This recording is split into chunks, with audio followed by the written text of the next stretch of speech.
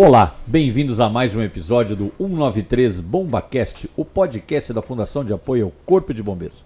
Aqui você ouve sobre os bastidores do Corpo de Bombeiros, ouve muitas histórias e histórias como essa que ouviremos hoje, uma história que está ainda aí pulsando na mídia, uma história, infelizmente, mais uma tragédia, um acidente aéreo. E nós vamos falar aqui hoje com as pessoas que trabalharam no acidente aéreo da cidade de Vinhedo.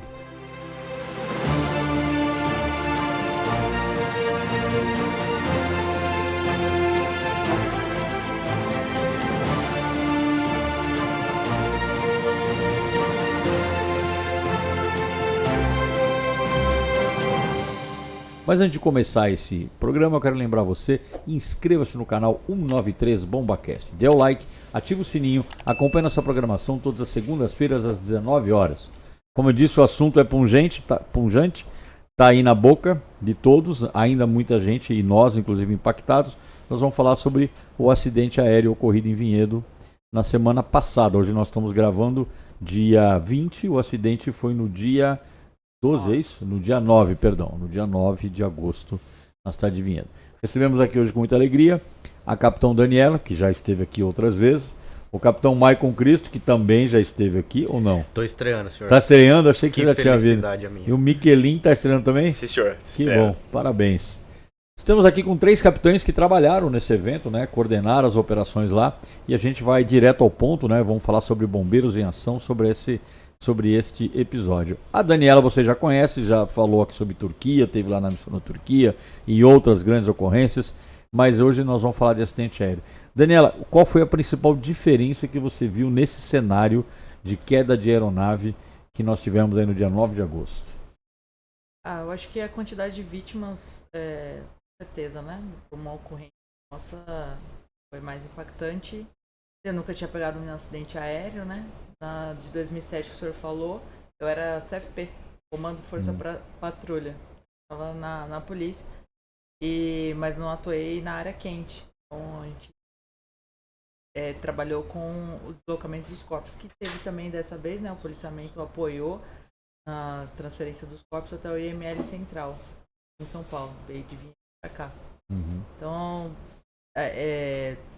todos os corpos ali juntos, naquele cenário, foi a maior diferença. O acidente aeronáutico, ele tem, até a imagem dele já é uma coisa impactante, não é? É uma coisa curiosa, talvez eu diria, porque nós ficamos 17 anos sem acidente aeronáutico, né? De grande porte, como esse, né? Mas diariamente a gente nós atendemos, vocês atendem ou não mais, uma infinidade de acidentes, sejam rodoviários, acidentes pessoais, enfim. Um monte de coisa que provoca um número de vítimas certamente muito maior. Mas, pela característica do acidente, ele realmente causa um impacto. É uma tragédia, sem dúvida nenhuma, mas impacta todo mundo. Você teve essa percepção aí, Michael? Como é que foi a sua visão de quando você chegou lá? Comando, a gente fica deslocando para ocorrência e tentando projetar o que vai enxergar lá, né? Falando do último acidente que o senhor comentou de 17 anos. Eu era 4º CFO, estava em Campos do Jordão, operação inverno. Então tem-se essa notícia, né? Já estava na profissão, mas neófito, né? Não entendia muito como as coisas funcionavam. E nesse acidente eu fui deslocando daqui de São Paulo, né? Saí daqui da Sé para Vinhedo. E a gente fica projetando como é que vai estar. Eu lembro de ter visto no celular um vídeo da aeronave caindo, né? E a minha primeira cabeça foi de negação, né? Eu falei, cara, eu acho que essa aeronave estava deslocando de um aeroporto para outro, não tinha vítima. Você não quer imaginar como é que vai estar lá. E aí quando cheguei no local, o visual era muito pior do que eu tinha imaginado, né? Do que eu tinha conseguido imaginar nesse deslocamento. E a quantidade impressiona, né? E eu lembro que eu ficava pensando ali na ocorrência, que ferramenta que a gente vai usar para isso? Será que vai se assemelhar um corte de uma ferragem de caminhão, né? Então, esse rastro nosso, né, de 20 anos atendendo a ocorrência, você fica tentando buscar na memória o que é que você já fez de parecido para conseguir utilizar numa situação daquela, como é que você vai conduzir aquela ocorrência, né? O senhor falou de multi-agências, uma hora que eu estava... Eu não falei ainda, que a gente estava comentando a matéria que a gente viu agora aí, né? Mas nós vamos falar disso. Me antecipei. Depois eu falo de multi-agências. E dessa, falando da impressão, né? Essa impressão de nunca ter visto aquilo e nunca ter imaginado, né? Você fala, Vamos ter um trabalho diferente aqui, né? Diferente e muito desgastante, né, no aspecto físico, né? Pequeno, você é o comandante da área lá não? Eu sou chefe da seção de operações lá do CBI1, que é a unidade que, vamos dizer assim, toma conta do 19º GB, nessa parte, né, de operações, e chefio o COBOM lá da nossa região. Então, quando eu recebi os primeiros informes, a gente tem uma certa frequência lá na região, alguns chamados de queda de aeronave, ou acidente com aeronave, mas bem pequenos, porque tem algumas escolas de aviação ali, e até que uma frequência de 1 mês, 2 meses, tem algum acidente parecido que o piloto atravessa a pista, ou faz um pouso mais forçado, mas nada com vítima. Sem maiores consequências. E aí a hora que entraram em contato, falaram, tem uma queda de aeronave, primeira reação minha foi, deve ter sido mais uma dessa. Aí o pessoal, chefe, parece que não. Estão tentando muita ligação aqui, tá com um volume grande. E aí nisso, ao mesmo tempo, muito rápido, hoje em dia as coisas vão chegando, né? Começou a vir as mensagens, os vídeos no celular. Aí a hora que a gente vê a aeronave caindo naquele perfil, eu falei, essa aeronave é grande, vamos torcer para que seja uma de carga, pelo menos, né? Que o impacto de vítima seja menor. E aí, por curiosidade, também a primeira ligação que entrou pra gente, ela noticiava uma queda de helicóptero. Então, as primeiras informações elas foram bem truncadas, né? Como é normal, né? Nas primeiras comunicações. Né? E a maior dificuldade é que as pessoas que ligavam, elas não tinham o endereço exato da onde a aeronave estava. Então, eu tô vendo aqui mais ou menos 5 km, é no bairro tal, é próximo da rodovia X, da Miguel Melhado ali, né, a rodovia, mas ninguém dava com precisão o local. Então, a dificuldade para gerar o primeiro registro com o endereço foi complexo. A gente foi conseguir o endereço praticamente com as equipes lá, que eles estavam na rua e já conseguiram chegar. Provavelmente os bombeiros até visualizaram, eu imagino, a aeronave caindo, porque o barulho era muito grande na cidade, todo mundo reportava isso, né? Então, como foi uma coisa que levou um tempo, muita gente teve tempo de filmar. Daniela, você trabalhou já em grandes operações de outras naturezas, né? Deslizamentos, até terremoto, né? Você foi lá para a Turquia. E assim, da sua experiência operacional, você chegou a ouvir um cenário de queda da aeronave. Os conceitos para você atender uma ocorrência de grande porte, ele muda muito? Ele muda no sentido das interações, né? A gente sabe que a gente vai ter que interagir com outras agências, já que já foi falado isso. Claro, mas hoje a gente começa a falar agora. Então a gente sabe que vai ter uma... É que as primeiras ações, para nós, bombeiros, é fácil porque só nós estamos lá, né? Então o incêndio, que foi a primeira ação, que foi conter o fogo, eu acho que é a parte mais que a gente já domina, né? Na sequência, eu percebi que os sinais evidentes de morte, né? Então isso aí começou a demandar a interação entre as agências. Por quê? Porque tentou fazer o máximo preservar o local para facilitar na identificação dos corpos. Então eu acho que a rapidez, né? Porque julgo que foi rápido, né? Na quarta-feira todos os corpos já estavam identificados. Né? Foi porque a gente preservou o local por estar com os sinais evidentes. E aí daí começou a ação conjunta entre encarcerar, retirar, tentar ao máximo conseguir as características do que estava próximo para facilitar a identificação. É um trabalho que ele é de contenção de incêndio, combate a incêndio no primeiro momento, depois ele é um trabalho, como você bem diz, de preservação, e aí, né, já começa. Você tem que a investigação, primeiro, identificar as pessoas, segundo, tem causas, né, a investigação criminal, a investigação aeronáutica, né, para chegar nas causas, né, para evitar novos acidentes, enfim, é bastante gente que vai para o local e é normal e tem que ser assim, e se não houver uma coordenação bastante afinada, a coisa não funciona muito bem, né, Dani? Exato. E isso acontece com outros grandes desastres, né? Se a gente não se alinhar entre as agências, não tiver um sistema de coordenar isso, aí a gente vai ficar dias ou horas penando para resolver. Mas você foi o porta-voz lá desse evento aí, né? Você está no gabinete, você funcionou como porta-voz. Como é que foi o fluxo de informações? Foi difícil, foi fácil? Como é que as informações chegavam até você, já que a gente está falando de um trabalho multi-agência? Comando, a gente teve alguns fatores que facilitaram tanto o meu trabalho de porta-voz, né, quanto o trabalho das equipes que atuaram diretamente. o avião ele caiu de uma maneira chapada num terreno grande, né? Então tinha espaço Que não pra acertou trabalhar. nada, né? Que não Graças acertou ao nada. bom Deus, né? Sim. Isso dentro de um condomínio, que já tinha a portaria que fazia esse isolamento da população Naturalmente.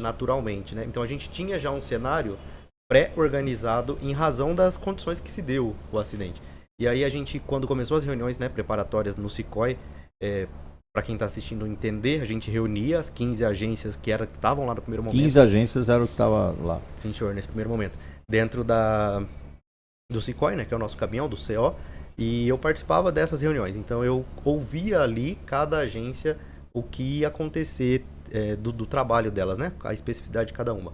Lógico, eu era porta-voz do Corpo de Bombeiros, em algum momento eu fiquei de porta-voz da SSP, eu falava em nome do Corpo de Bombeiros, das nossas ações, mas foi muito tranquilo falar o que estava, e a gente, quando porta-voz, fala do que está sendo feito, né, comando? A gente tem essa preocupação de passar para a população, para a sociedade de um modo geral, o que está sendo feito, toda a cautela necessária para não expor. A gente está falando de 62 vítimas, 62 famílias enlutadas, né? Então a minha atuação ficou facilitada nesse sentido.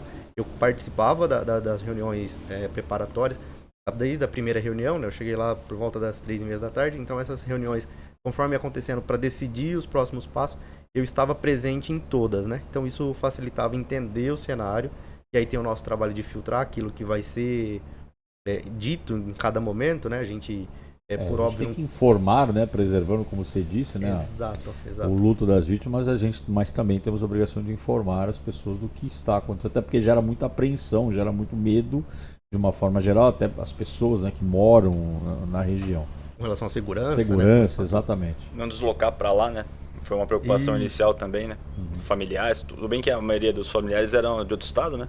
Mas desde o começo tinha essa preocupação, não vir para o local. Tinha um local destinado corretamente para eles, para esse fim, né? Então desde o começo até essa mensagem era importante E não também. foi na região. Não, né? Foi no Instituto Oscar Freire, aqui em São Paulo. Em São Paulo.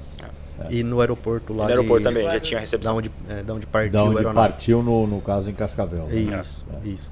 E falando, né, de familiares, no momento que o governador desceu para fazer uma coletiva, a gente desceu para acompanhar, e tinha um senhor bastante apreensivo no portão, né? Eu fui conversar com ele para entender o que estava acontecendo, e ele falou assim: a minha esposa tá aí. E aí você fala, puxa, agora deu uma extrapoladinha do meu serviço de bombeiro aqui, né? Deu uma extrapolada da minha competência de cortar ferragem ou apagar incêndio.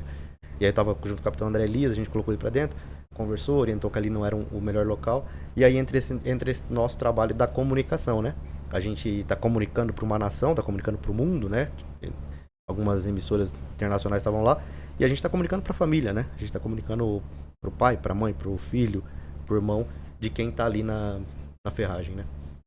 A gente fazendo uma retrospectiva, a gente conversava disso antes de começar o nosso bate-papo aqui. O estado de São Paulo teve 3 grandes acidentes aéreos, né?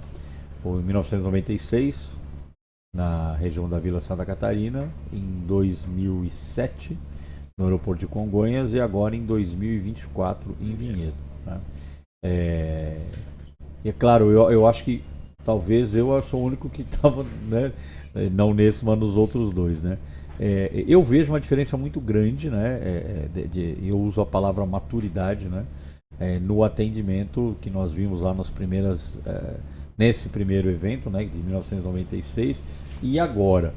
Michelin, você tem essa percepção? Você viu imagens? Acho que você talvez no CBO ou deve ter estudado. O que você sente de diferente entre como nós atendíamos grandes emergências na década de 90 e como a gente está atendendo agora, isso nos casos específicos de acidente aeronáutico? Eu acho que a diferença, na verdade, o que me surpreendeu muito ali nessa ocorrência foi a adoção por outras agências do nosso modelo de trabalho.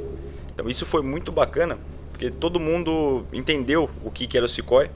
A gente não viu aquela briga de egos, de competências. Todo mundo foi muito claro, falou, o CENIPA foi muito claro, a minha competência é essa, Polícia Federal, a minha competência é essa, meu interesse, meu cuidado é...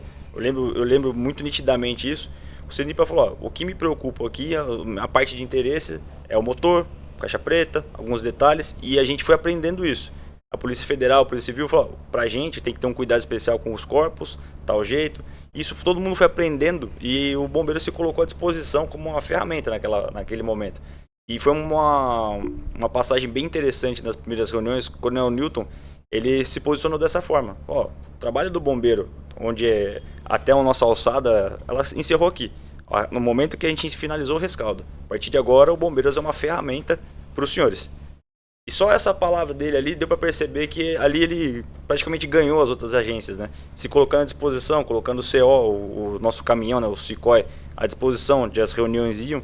E ficou muito marcante para mim também no momento que a gente escrevia na lousa os passos, os dados, e o pessoal da técnico-científico chegou: por que eu posso colocar o nome do meu pessoal aqui também?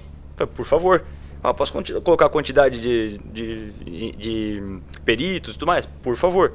E aí isso aí foi sendo repetido por outras agências. Chegou no momento que a gente tinha o controle, na verdade, ali de todos os órgãos. E é o que tem que ser feito. E foi, assim, sensacional a adoção do SICOI por parte deles. Isso me surpreendeu bastante, assim. Eu achei, foi um ganho gigante. É 101 ou 04? 101, né? Que controle de pessoal, eu não me lembro mais. 211. 211, né? 211. Isso foi muito legal, assim, a adoção deles, o pessoal da Polícia Militar principalmente, né, que tem a norma recente deles do sistema de incidentes, então deu para ver muito bem que o SICOI, o modelo, está sendo bem divulgado nas outras agências também, né? Levou um tempinho, quase 30 anos. Quase né? 30 Mas olha, não nos assustemos, porque vocês certamente conhecem a história. O sistema de controle de grandes emergências começou nos Estados Unidos por causa dos incêndios florestais, década de 70, começo da década de 70. Somente quando houve uma diretiva presidencial do George Bush Filho é que esse sistema foi consolidado nos Estados Unidos. Eles levaram mais ou menos o mesmo tempo que a gente levou. Sim. Porque não é só uma questão de organização, é uma questão doutrina e cultural. Isso não é rápido. Mudança de cultura não é uma coisa rápida. E a gente, talvez as outras agências participem, né? Talvez a Polícia Militar está sempre lá, mas está com comandos diferentes. Talvez num deslizamento a Defesa Civil está lá, mas está com pessoas diferentes. E a gente, o bombeiro, talvez em razão do número pouco diminuído de efetivo, a gente está em todas essas emergências, talvez com os mesmos profissionais ou algum profissional mais próximo. Então isso vai sedimentando a cultura de um jeito de falar assim: gente, já deu certo ali, a gente vai bater cabeça aqui. Não inventa a roda, né? Não inventa Vamos errar diferente, né? Eu acho que o sinal de maturidade, pegando o gancho, é da gente conseguir ser o mediador, né? Por mais que a gente não era em determinado momento o comandante do incidente, sim, mas não detinha ali. Mas até a bandeira do comandante do incidente ela vai mudando. Exatamente. Sim. E aí tá na doutrina, né? Servir de doutrinador no momento da ocorrência foi legal, porque isso de entender que todos têm que fazer o check-in, né? Porque teve uma hora que todo mundo entendeu que todos têm que passar pela área de espera, tem que... Criou uma necessidade de fazer check-in. Eu falei assim: eu quero fazer check-in, eu Exatamente, quero falar que eu tô aqui, eu quero com que eu... E eu, falando da parte de operações, também entender, não, tudo pede pro bombeiro ali, pergunta pro bombeiro se pode. Vai mexer aqui, mas pergunta pro bombeiro se pode. Por quê? Porque todo mundo se posicionou como a ferramenta, que ele disse, mas era quem é a ferramenta que sabia atuar ali, né? Eles precisavam do quê? De realizar a perícia. A gente deu todo o suporte para eles realizarem a melhor perícia. De todos os sentidos. A perícia do que aconteceu, no caso do CENIPA, porque eles pediram apoio para preservar as turbinas, para preservar as hélices, para conseguir a caixa preta, para acessar o scanner dele. Até a forma de tirar o teto ali da cabine, né? Olha, a gente quer assim deixa com a Se fosse pra gente, a gente ia sair. Vocês estão falando, eu tô lembrando das histórias, histórias dos outros acidentes aeronáuticos. Eu não vou fazer muita referência, tá? Mas num dos dois acidentes aeronáuticos, o equipamento foi tirado como sendo a caixa preta, que não é preta, né? Laranja e vermelha. Foi o equipamento errado. Né? E ele chegou aí maleta. Ele foi para os Estados Unidos e voltou. Não, era outra coisa. Não vou dizer qual dos dois. Eu já tô até imaginando o que pode ser. Mas foi bem interessante isso. Foi interessante isso. E eles falavam assim: não, o bombeiro acessa porque eles estão com o EPI. Porque a gente primava cuidado com a aproximação, porque tem combustível, tem é um cenário perigoso, né? Continua. Disco elétrico também que tinha risco. Cilindro de oxigênio. Isso, foi o que me chamou a atenção. Em uma das reuniões, o profissional do CENIPA, não lembro a graduação dele, o posto, ele falou assim: tem cilindros de ar pressurizado e pode ter energia contida. Alguma peça que não quebrou, ela pode estar amassada, torcida, né? E quando vocês movimentarem, ela vai provocar uma faísca que pode provocar o fogo novamente. E quando pediu isolamento, aí todo mundo se afastava, isolava, mexia. Aí agora pode aproximar? Agora está seguro para aproximar. Eles se aproximavam com o EPI adequado também, né? Que é o TIVEC, por causa do risco biológico. O risco biológico, claro. É uma ocorrência extremamente complexa. Todos os acidentes que houve foram complexos. E agora a gente vai recapitulando na memória algumas histórias, né? Alguns fatos, não histórias. Mas no acidente de 2007 havia material radioativo. Né? Eu me lembrei agora, no impacto da aeronave no prédio que colapsou, tinha, porque era um depósito, né, de carga. Então tinha, claro, não era um material, digamos assim, de alta periculosidade, né, era material medicinal, inclusive, mas havia, né, derramado material. Então, veja, se não bastasse assim, a coisa terrível da perda de vida, de patrimônio, o risco potencial e latente que ele permanece por um bom tempo. Exato. Quantas horas durou a ocorrência, Miquelinho? A gente começou, a ocorrência entrou pra gente às 13h28, né? E o nosso registro final de encerramento da operação foi às 11 horas do sábado. O último corpo foi retirado às 18h45. Ainda teve um trabalho... Então foram no total, número de horas, vamos colocar dias? Foram 3 dias? Chegou a 3 dias? Não, no sábado à noite. Não, sábado não. Sábado à noite. Foram 36 horas, né? 36 horas, pois 36 horas. Eu falei 3 dias, 36 horas. A gente teve que retornar lá, eventualmente, durante a semana para levantar uma peça, alguma coisa assim, mas foi já uma coisa bem mais simples depois, né? Na segunda-feira, salvo engano. Mas a ocorrência em si, declarada o final da nossa ocorrência, às 11 horas do sábado. Não tem duas ocorrências iguais, né? É. Não tem. Essa teve toda uma questão, felizmente, em termos de operação de resgate favorável, né? Pelas razões que o Michael falou. E estou me lembrando agora que o 2007 durou 9 dias. Porque para chegar nos corpos que estavam na cabine, por exemplo, né? Houve a necessidade de remover... Ocorrência de breque, né? Praticamente, né? Foi ocorrência de breque, né? Guindaste, uma série de coisas. Então foram 9 dias de operação. E lá de 96, salvo engano, acho que foram 3. Mas também num cenário diferente, porque eram casos e tal. Mas não importa, é muito complexo. E eu acho que o nível de maturidade que a organização conseguiu atingir com essa geração que é de vocês, né? É um negócio que pra gente que está agora olhando de fora, nos deixa realmente muito felizes, né? E muito orgulhosos, né? Dani? Sim, com certeza. Tem uma coisa que eu me lembrei agora, que pegando o que vocês falaram. Você imaginou como ia chegar e na hora que chegou foi pior do que você imaginou.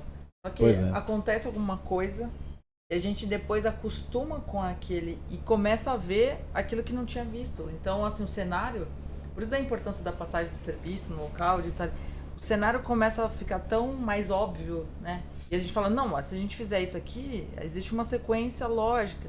E antes não tinha visto nada, só tinha visto... É o primeiro impacto da ocorrência. É, o primeiro impacto. E depois a gente fala, olha, aqui, se a gente fizer dessa forma, vai acontecer isso. E com esse rastro, né, de uma ocorrência de 9 dias, uma ocorrência de 3, eu lembro quando eu entrei nas primeiras entrevistas no sábado de manhã, bastante gente me perguntava, capitão, quanto tempo o senhor acha que vai demorar? E eu falava, não dá pra precisar. A gente tinha tirado 12 corpos na madrugada. Falei, meu, se a gente for fazer essa conta, né, de tantas horas, tantos corpos, a gente vai entrar dias. E aí eu lembro que eu voltei, comecei a fazer a escala dos próximos porta-vozes, né? Eu falei, vem a Tenente Olivia de dia, eu volto à noite, no domingo, porque eu imaginava que fosse... Perdurar mais tempo, né? Em razão do que eu tinha visto, em razão desse rastro histórico das outras ocorrências, né? E de não ter esse olho para entender como essa dinâmica ia acontecer. E foi tão sensacional quando começou as agências que cortavam um pedaço da aeronave, chegava perícia, identificava, fazia foto, o perito fotográfico fazia, colhia o máximo de evidências. Papiloscopista, tava todo mundo ali. Todo mundo ali trabalhando orquestradinho. Mapa de assentos, aí a gente começou a entender ali um pouco no local que tinha acontecido. Então começou a ser rápido justamente por isso. Ela falou, aqui pode ser assim, assim, então pela posição, aqui a gente está em tal parte do avião, então vamos fazer tal coisa. Até associar o local com as pessoas, né? Sim, pela posição na poltrona. Eles tinham essa preocupação de usar para identificar. Foi um negócio... E depois a gente enteu que acho que a própria dinâmica, você falou isso, ou não sei se você, Miguelinho, Sim, ela favoreceu isso, né? Porque favoreceu. Ela não houve aquela... não tem aquela cinemática que a gente conhece de outros acidentes, até menores, né? Onde você tem ali uma... vai meio que abrindo o cenário e a fuselagem, mas as pessoas ficam esparramadas. É mais difícil. Lá não, muito lá ficou concentrado, tudo né? Concentrado, né? O que eu achei bem interessante, a Dani comentou a respeito do trabalho integrado. Tinha uma hora, eu lembro até certinho, assim, 7 horas da manhã, eu saí do posto de comando, eu ficava controlando ali, né? Pessoal, mais um corpo retirado. A gente dava o retorno. 6 horas e 43 minutos e lançava na planilha. Aí teve uma hora que eu fui visualizar como estava o trabalho. E foi a hora que eu entendi assim, falei, meu, como ficou ajustado. Parecia um pit stop de Fórmula 1. Cada um na sua função exatamente. O bombeiro ia lá, tirava uma ferragem com o desencarcerador, o pessoal localizava um corpo, vinham os peritos, tanto da técnica científica quanto da civil, fazia lá a coleta, protegia digitais, tudo mais. O pessoal chegava com o cadáver, colocava, muito ajustado, até o ponto de colocar no carro de transporte, o pessoal da polícia rodoviária aguardando fechar o carro para levar. Muito azeitado assim o trabalho. Ali 7 horas da manhã, eu lembro certinho, assim, foi um momento que eu falei, nossa, tá tudo muito ajustado aqui. Então, já entrou num modo automático, né? Ali eu falei, essa ocorrência ficou ficou bem doutrina, organização, método e as pessoas estão falando a mesma todo língua. mundo com seriedade ali, ninguém querendo pegar a competência de ninguém. E eu aproveito aqui, quando o senhor me permite, agradecer o apoio deles lá, né? Primeiros momentos ali que a gente chegou, cheguei de Campinas ali, mais ou menos meia hora, e nosso primeiro posto de comando foi uma churrasqueira, de uma casa em frente, né? Eu cheguei e falei, eu não vou combater incêndio. Mas é o princípio, né? É a primeira coisa que favorece o monte posto de comando. Na minha cabeça, na hora que eu saí de Campinas, eu falei, eu não vou combater o incêndio, eu não vou atuar na retirada de ferragem. O que eu preciso? Eu vou levar meu notebook e um monitor extra. É isso que eu preciso. Aí eu cheguei e falei, eu preciso achar uma tomada. Aí eu tinha um senhor na frente, na casa à frente ali. Ele viu que eu tava meio perdido. O senhor não quer vir? Precisa de alguma coisa? Eu falei, preciso de uma tomada e uma mesa. Eu falei, não, vem aqui. Aí ele achou a churrasqueira. Tanto é que as primeiras entrevistas, até do próprio governador, foi bem nessa casa. Então todo mundo ali, se repararem bem, tem uma churrasqueira ao fundo. Foi o primeiro posto de comando. Primeiro posto de comando. Aí ele falou, o que mais que eu posso ajudar? Ele falou, se tiver uma Wi-Fi aqui, aí, assim, aí fechou. Eu falei, não, pega a senha. E ali ficou. Ali começou. Aí a hora que chega o CO, chega o Michael, o Dani, André, Oliver. CO, pra quem tá vendo, não é bombeiro? É o comando de operações, caminhão grandão. Nossa, caminhão da Coca-Cola, né? O pessoal briga. Aí, chegou aquele time. Parece que tira um peso das nossas costas, assim, porque a gente tava preocupado. Como o pessoal chega a estrutura, chega a infra, né, de gestão, né? Chega os nomes, as pessoas também. Eu falei, eu não vou me preocupar mais com mídia, com jornalismo, nada. Já chegou especialista. Chegou a Dani, eu falei, até passei o colete verde. Falei, Dani, agora é seu. Eu vou ficar no planejamento e operações. E aí você vê figuras igual o Tenente Spacassar, você estava com ela.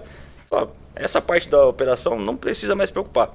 E o pessoal do GB, principalmente ali, o Capitão Armando, o Capitão Guerra, o pessoal que estava mais atribulado desde o começo, já começa a dar um alívio. É um alívio, lógico. Que eles, por serem do local, tem uma preocupação muito maior da logística local. Claro.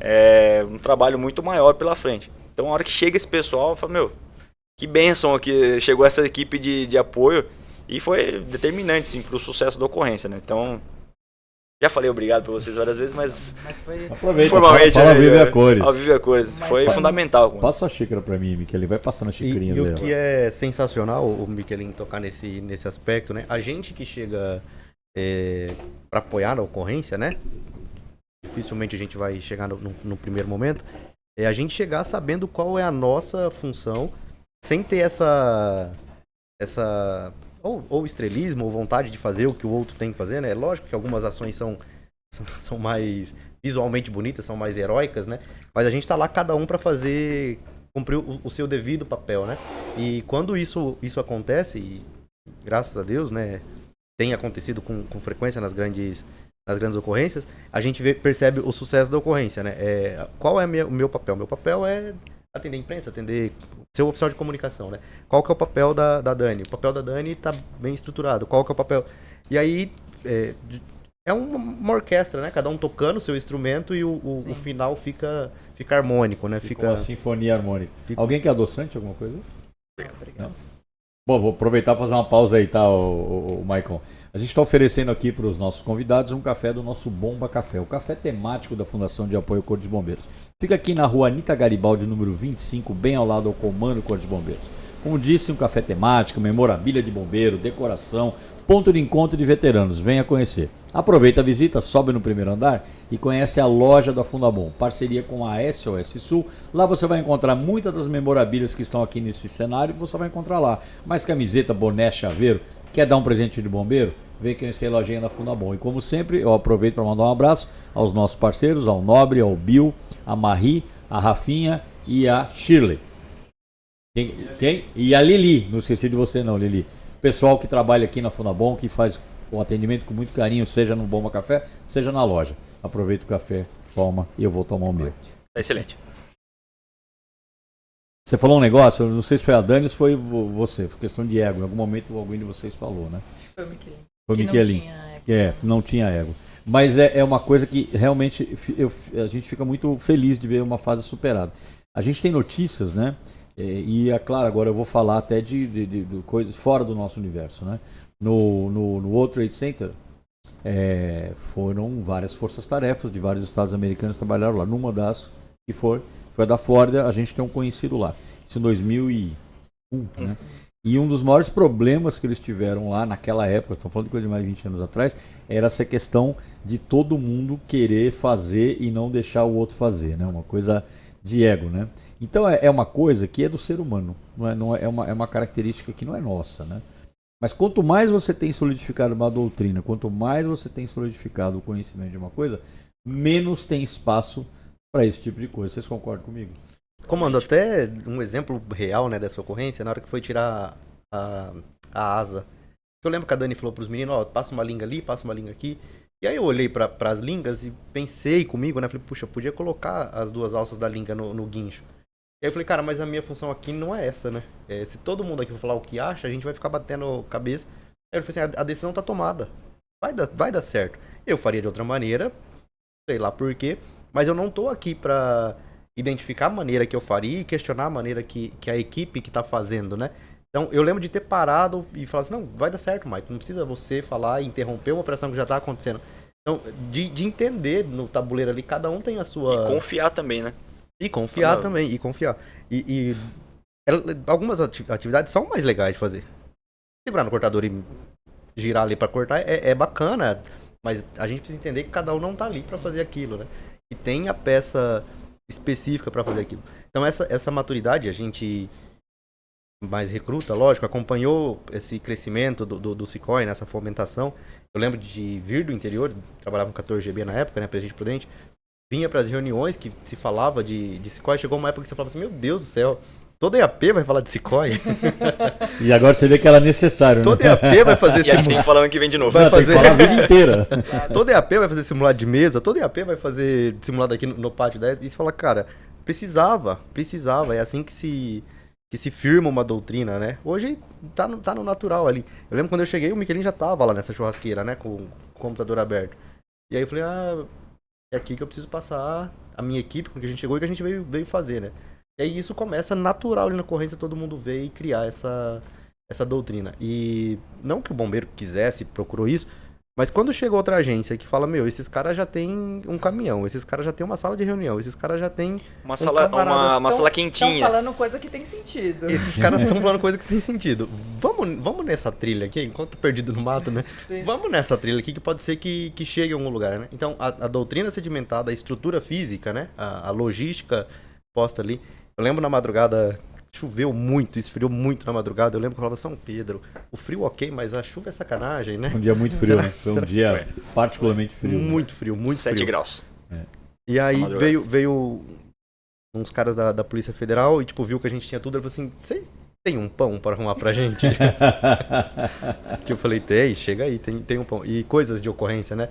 Tinha uma bombeira, sargento do GAED, que pediu um lanche na madrugada pelo iFood.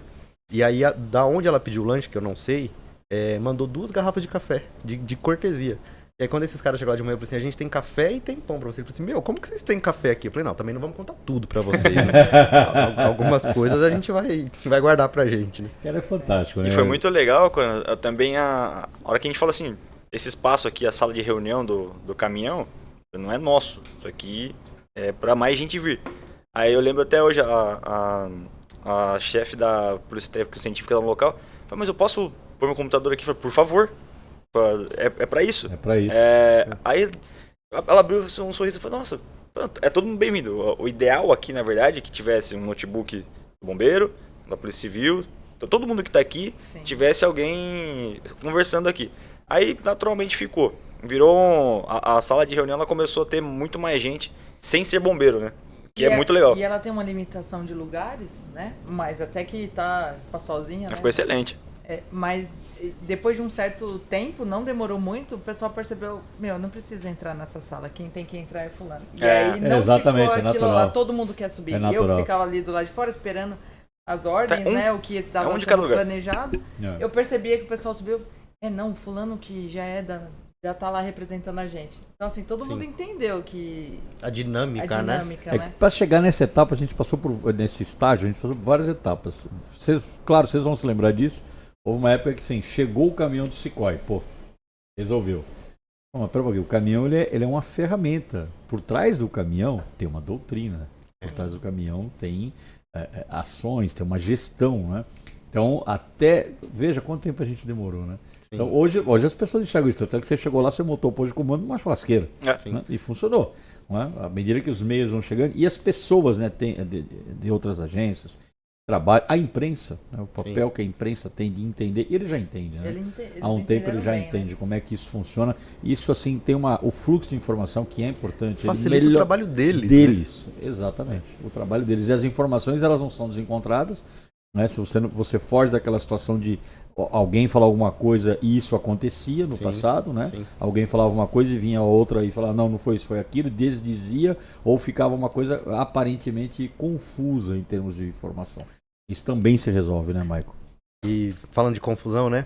Não sei se você vai recordar, de manhã houve uma confusão, retirou 16 ou 17 corpos, porque o bombeiro que estava contando antes, ele contava no momento que colocava o corpo no saco de cadáver. E aí o que foi depois, estava contando quando embarcava esse corpo. Então, assim, esse ato fazia diferença na comunicação. E a gente estava ali, né, reportando cada minuto, cada corpo. Você fala, entender esse cenário e passar essa informação precisa, né, faz parte da ocorrência também. Porque senão a gente gera um ruído na comunicação de você, mas tinha retirado 16 corpos e agora voltou para 14? O que aconteceu, capitão? Não já existe... ia demonstrar uma desorganização. Exatamente. Exato. Não existe esse e nesse ruído, ponto claro. específico, é muito interessante também, porque quem trouxe para mim essa informação, que estava tendo quase um ruído ali, foi o capitão da Defesa Civil, o Matsushita, que chegou no segundo dia. Aí ele entendeu o que estava acontecendo, a nossa preocupação qual que era de ter o registro certo. Tá saindo agora tantos corpos que estão indo em comboio para São Paulo. Aí ele, andando lá, ele percebeu, chegou... acho que tá tendo só um gapzinho porque tá acontecendo assim. Porque no carro tem tanto, só que tem um que tá no chão. E ele tá esperando para chegar o outro carro. E aí vocês falaram, eu vi no rádio 25, acho que era 25 e tá com 24. Eu falei, para tudo. Daí eu falei, vamos lá. Aí reúne a galera, conversa tudo de novo. Falou, então agora a contagem vai ser a hora que colocar dentro do carro. Parece um detalhe besta, né? Sim, mas dá um desencontro de informações. Claro. Uma contagem que sai errada já demonstra uma desorganização. Lógico que dentro do cenário todo, até, vamos dizer assim, perdoável. Mas a gente consegue ajustar aquilo ali. E é interessante que pessoas de outros órgãos, né? Defesa Civil está atrelado com a gente, mas não tem esse papel da gestão do Sicói. Mas ele percebeu essa demanda, esse interesse, essa importância e falou, acho que tem que tomar um cuidado aqui. E foi fundamental para dar certo, né? E olha a importância dessa pessoa que está contando, saber o momento exato que está contando, porque quem está retirando os corpos, ele não tem esse controle, se ele tirou 1, 2, 10, 20. Na hora que falou assim, retirou 62, o trabalho dele pode ter encerrado. E na verdade pode ter dado um gap de número, tirou 61 e ficar uma vítima para trás, né? Então é uma corrente que cada elo ali tem o seu... Ou um a mais. E vocês, ou um a mais. Isso que eu ia falar. Então estamos falando de quando estava fácil, digamos assim, né? O cenário favorecia a visualização e a retirada. Teve momentos que foram segmentos. Eu ia falar isso agora, né? A dinâmica até um determinado horário... Ela muda. Por causa da própria cinemática, né? Claro. Até uma parte... Porque ele caiu num desnível, né? Então, caiu chapado, porém num desnível. Então, uma fileira ficou para trás. Em cima de um talude, né? E isso mudou um pouco a dinâmica dos últimos. Então, já não estavam tão... preservados, íntegros, né? Íntegros nem estavam, mas assim, dava para perceber quando era um corpo, mas em determinados momentos a gente percebeu que era só o segmento. E aí o segmento, um tronco, por exemplo, sem cabeça e tal, não tem como falar que é mais um, né? Isso. Então isso foi ajustado também com o IML. Aí a IML, a perícia... Com as papiloscopistas, todo mal. Vamos chamar agora de Eram Segmentos. 62 pessoas, em tese, estávamos em busca, mas vamos chamar do desconhecido 63. Porque Carece ainda de identificação. de identificação. E isso foi legal, que ajustou entre a gente, né? Você até falou, ó, vocês se ajustem como queira chamar e a gente... Mas você vê a importância da comunicação. Eu estou lembrando aqui novamente, né, no TAM, no primeiro acidente em 96, 2007, isso foi um grande problema. Porque, claro, aconteceu exatamente a mesma coisa, não é? E pela cinemática que foi um pouco diferente, então essa questão de segmento foi muito maior. Muito né? maior. Então ali, não, são duas. Uma coisa é fato, sabia-se quantos passageiros e tripulantes tinha. E lá, no caso, teve vítimas no solo e no prédio. Né? Então, até se chegar nessa conta toda, e mais a questão de segmentos de corpo, que é cada vez que você está mais próximo da parte mais sensível do acidente, isso vai acontecendo. Mas a maturidade, novamente insisto, a comunicação e interagência funcionou. Sim. E isso nós não vimos nesse acidente Tanto que aéreo. no final, até a chefe da DME, ela falou assim, e aí, como contamos? Ó, tantos corpos, considerados corpos, né? Tantos segmentos, sendo as XXXX. Ela falou, não, tá batendo, é isso mesmo. Perfeito. E foi até sugestão dela, né? A gente tava com uma contagem inicial na lousa lá, né? Dentro da sala do Sequoia. 2 corpos foram identificados mesmo no local. Então foi o piloto e um outro passageiro. E a gente tava separando a contagem por identificados, não identificados. Aí ela falou, ó, eu acho que vai dar um pouquinho de bagunça daqui a pouco. Coloca só o quantitativo total ali no final, que você não vai bagunçar. Porque aí realmente começou. É 2, mas aí não tá identificado. Aí a hora que a gente olhou assim, não tá batendo a conta. Aí que ela sugeriu. E pra gente da comunicação gerou esse terrível, ruído. né? Se os 2 identificados estavam dentro do dos total, se tava... 20 daquele momento, Exato. são 22 ou 2 mais 20, né? Aí, ou se são 18 mais os 2. E gerou essa curiosidade, como é que conseguiu identificar 2 corpos e afirmar quem era no local? E se conseguiu com 2, por que não vai Por que não faz com o com os restante? demais? Então, é legal, né, essa interação, é necessária essa interação de agência, né? Pra gente alinhar discurso e falar tudo... E não temos para onde correr, né? Porque a gente falava um pouco antes de começar a gravação, né? A curva de aumento das grandes emergências, seja por fenômenos climáticos naturais ou por emergências tecnológicas, que é no caso desse, a curva é absurdamente grande. Né? Por quê? Porque as pessoas estão movimentando mais, a tecnologia aumenta. Está vindo drone aí, Sim. não pilotado. Né? Claro que a tecnologia também vai ajudar para que isso, né, seja mais seguro. Enfim, carros autônomos, ou seja, carros elétricos. Né? Já é realidade. Já é uma né? nova realidade, é um outro tipo de emergência, é tudo diferente. Então não tem como a gente não perseverar e insistir sempre na fixação de uma doutrina de gestão de grandes emergências. Você concorda, Dani? Concordo. E cada vez a gente já pratica isso com os nossos simulados, né? Tenta Fala um pouquinho sobre isso. Inclusive alguns eram conhecidos, apesar de ser em Vinhedo, mas eram conhecidos por trabalhar no ML Central, no IRGD. Então esse reconhecimento do piloto foi uma equipe do IRGD aqui, que já participou de um simulado. Então quando ele me viu, ele falou assim, capitão, lembra da gente no simulado tal? Eu falei, lembro. E ele usou essa técnica aí de identificação que ele já usou nos nossos simulados também. É aquele do rosto lá da... Isso. É fantástico isso aí. Lógico que eles cruzam outros dados. Mas eles têm esse reconhecimento facial. E aí nos simulados batem, né? Óbvio, os nossos figurantes e tal. E aí a gente já conhecia a pessoa e o que ele precisava e o que faria. Aliás, todas as instituições que têm preocupação com emergência, com grande emergência, devem fazer simulado.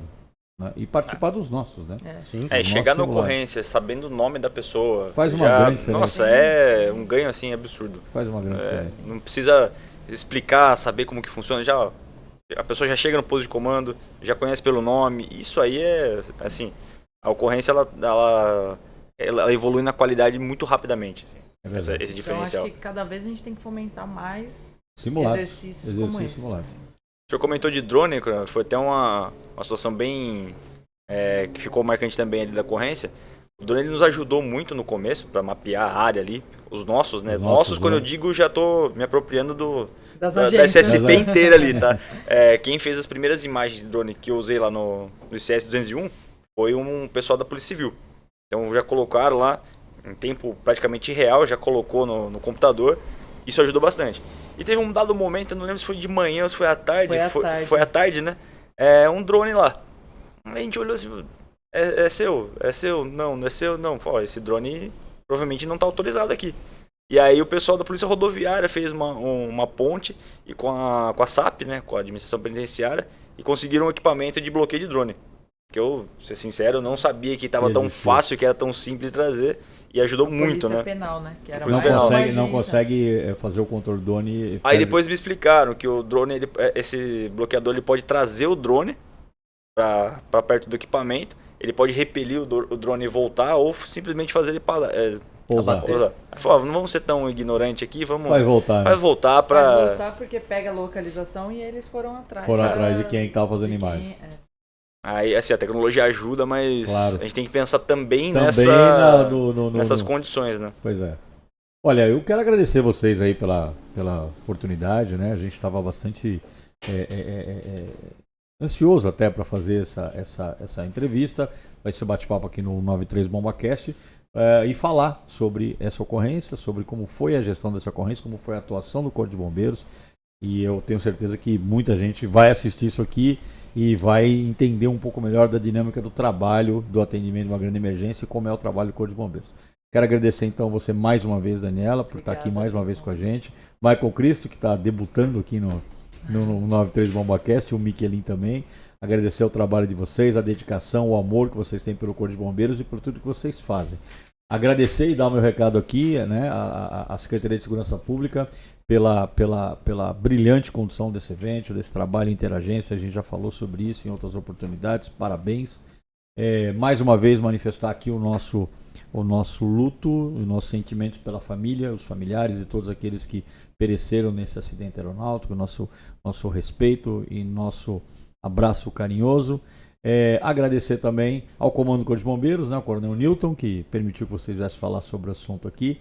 Muito obrigado e eu deixo rapidamente para cada um faça as suas considerações finais. Vou começar aqui pela Daniela. Eu agradeço mais uma vez o convite, né? A gente é entusiasta no assunto, né? A gente percebe. Então, se deixasse, a gente falaria por horas e horas. E eu acho que cada vez mais a gente tem que falar realmente sobre as ocorrências, sobre o que tem sido feito, que eu acho que isso que vai fomentar mais e mais a integração. Michael. Agradecer a oportunidade, o convite, comando. Pegar um gancho da Dani, né? De sermos entusiastas e deixar, assim como os senhores deixaram esse legado pra gente, né? Sem puxar saquismo, mas os senhores construíram a estrada que a gente caminha hoje e a gente tem a obrigação de entregar essa estrada para quem vem depois da gente. Cada vez melhor, transforme numa avenida, depois uma highway. A gente já pegou pavimentada, né? Já tava mais... Tá ficando mais fácil. É até sacanagem.